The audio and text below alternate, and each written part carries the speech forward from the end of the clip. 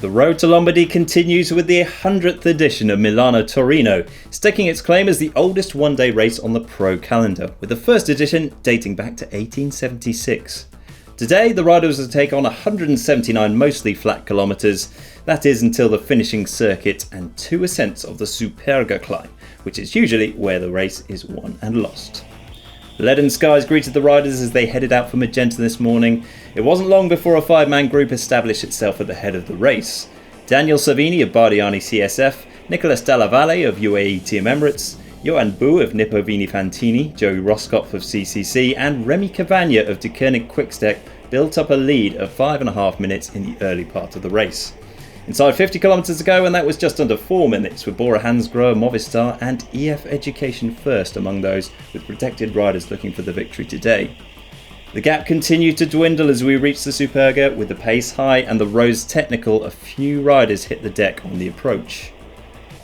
Cavagna was the last of the break to be caught with 20 kilometres to go, by which time Ineos and Theo Geoghegan Hart were setting the tempo as they took on the first of 2 passes up the Superga.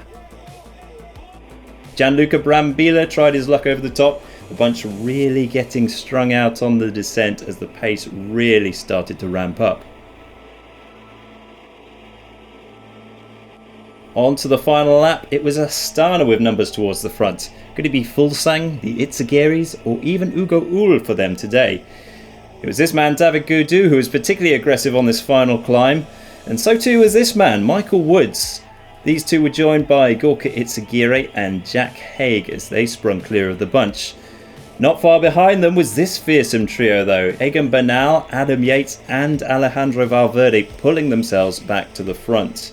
It really was an absolute ding-dong battle up this final climb of the Superga, with the main protagonists Gaudu and Woods, the two exchanging blows like heavyweight boxers. First it was Gaudu, then Woods, and then Gaudu again. The young Frenchman slinging himself through this hairpin and narrowly avoiding the moto. Woods went to the well once again, and this time Valverde was the first to react. We've seen the 39-year-old outgun many a rider in his time, but this time he couldn't come past. Woods has been knocking on the door of a major one-day win for a few years now, and today he did it. And what impressive style he did it in too.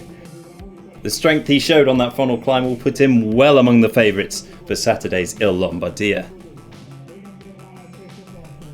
Here's your top 10. Yates makes the podium 5 seconds back, with Pinot fighting back for 4th place. Gaudu and Bernal also at 10 seconds. A tantalising finale to the road season in store then. Join us again tomorrow for highlights of the Gran Piemonte. Don't forget as always to subscribe to GCN Racing if you haven't already, and don't forget to click the bell icon so you'll be notified every time we go live or post a new video.